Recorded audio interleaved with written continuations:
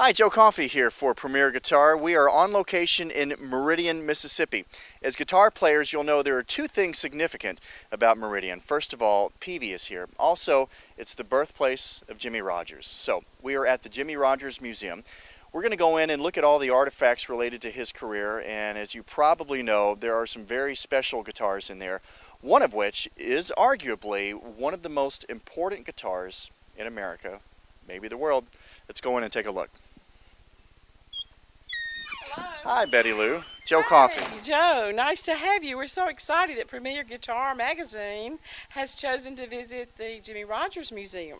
You know, if you had to take a map of the U.S. and put some tacks on some must-see places as far as guitars are concerned, Meridian, Mississippi is one.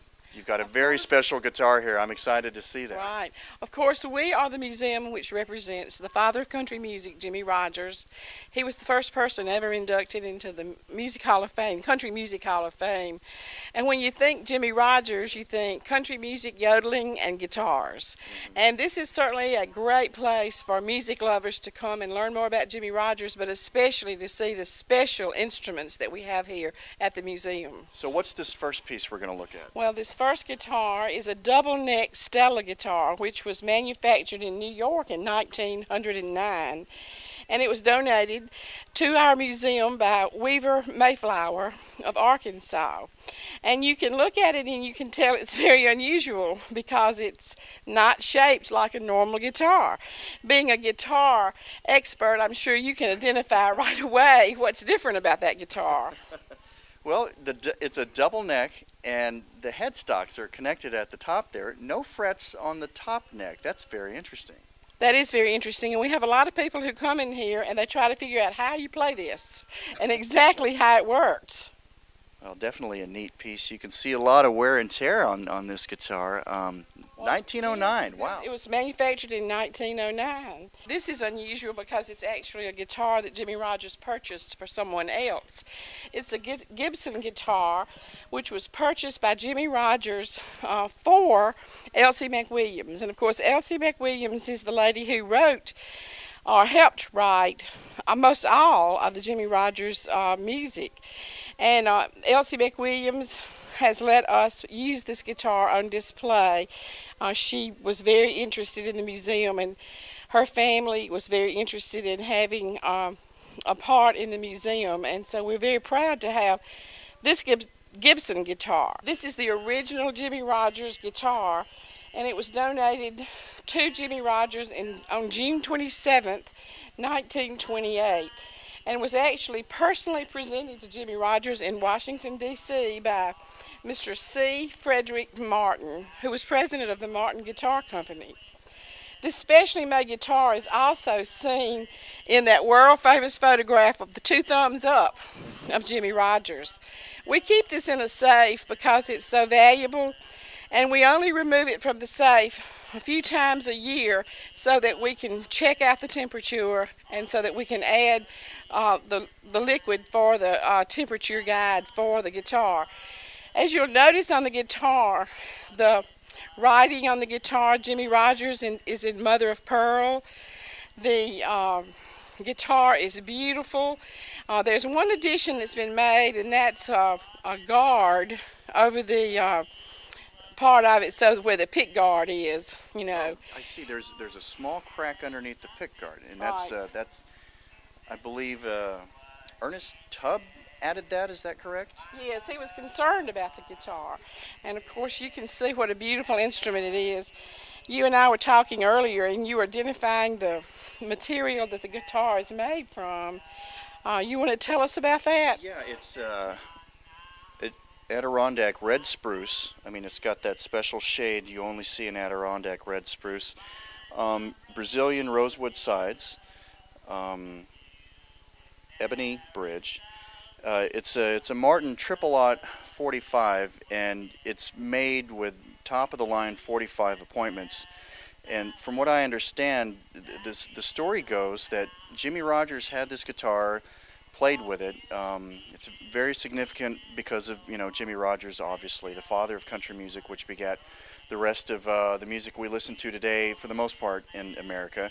But Ernest Tubb actually had this guitar for quite a while. True. He toured with it. Tell me about how he ended up with it. Well, he gave it back to Jimmie Rogers' wife, and she had a lot of decision about what she should do with it. And she decided that she wanted it to be here where it could be safeguarded. Actually, Jimmie Rogers was born in Meridian, Mississippi. He is buried here, and this museum was established in 1976 in his memory. And therefore, she said, that's the perfect place for the guitar. And of course, we take very good care of it, and the family is very proud to have this guitar here in the Jimmie Rogers Museum. I understand originally it was going to go to the Smithsonian, but they said they wouldn't put it on display permanently, so that's when the family said, forget it. We're taking it back to Meridian. That's exactly right. It was so significant to the family and into the history of country music that they felt it should be on display all the time. And of course, it is on display all the time here at the Jimmie Rogers Museum in Meridian, Mississippi. And of course, on the back of the guitar, we see the words thanks, which is what Jimmie always did. I'm not a guitar player, but I do value this guitar. But you can see the thanks, that he always turned this backwards, after he entertained, and thanked the people for hearing him. Jimmie was a real ham. He loved his audiences. He wanted to please them, and he wanted them to know how much he appreciated them. This is really a replica of the same guitar. Minus the pickguard. Minus the pickguard. So this is the Martin Triple Out 45 JR, made in 1996. Right. And it's the number one of the certain series. I think it was number one of 100. Serial number 00. Oh, just serial number 1 of 100. 1 of 100 that were made by the Martin Guitar Company. Sure enough, and it's signed by C.F. Martin the Fourth.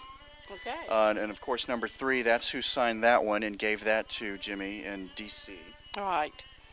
So these guitars are very important. I'm nervous holding this. I am too. I think I'm going to put this one back in the safe. As you'll notice, we have this in a safe, and we keep the temperature controlled, and when this safe is locked constantly. You can see it says Blue Yodel. It was supposed to say Blue Yodeler. Jimmie was the Blue Yodeler as well as the singing brakeman, but they began to realize they were going to run out of room, so they just let it say Blue Yodel.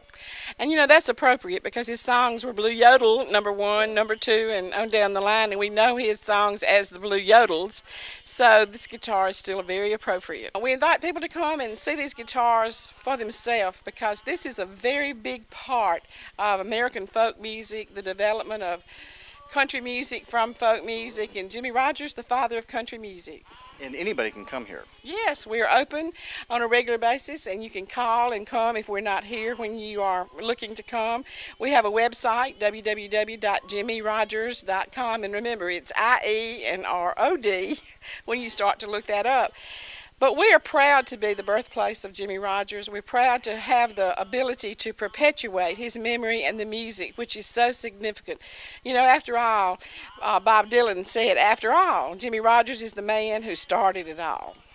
At one time, the most popular recording artist in the entire world. As far as the history of recording and the distribution of popular music, he was the man, the first big star. That's exactly right. And he only recorded about 5 years. He was sick and was dying at the time, but for having recorded only a short time, he was very popular. And we find that he's very popular not only in the United States, but in England, in Australia, in many other countries. Today we had a visitor who came from 12 hours away in Arkansas to celebrate their 53rd wedding anniversary, because that's all they wanted to do on their 53rd wedding anniversary was to see the Jimmie Rogers Museum and to buy every record he ever made. And we do have some cassettes that we do sell. But when he got here, he cried and said how he loved Jimmie Rogers. And this was a gentleman that you wouldn't expect to be crying, but he was crying over his love for Jimmie Rogers. So you sell cassettes. What are you going to sell me this guitar for? Nothing. It's worth a shot. It's not for sale. Well, there you have it, gearheads. A very important place on the map of American guitar making. the Jimmie Rogers Museum in Meridian, Mississippi. Betty Lou, thank you so much for your time. Thanks for showing us around. Thank you, and I think your magazine is great, and we wish you lots of luck. Thank you very much. I'm Joe Coffey. You're tuned into PremierGuitar.com. Thanks.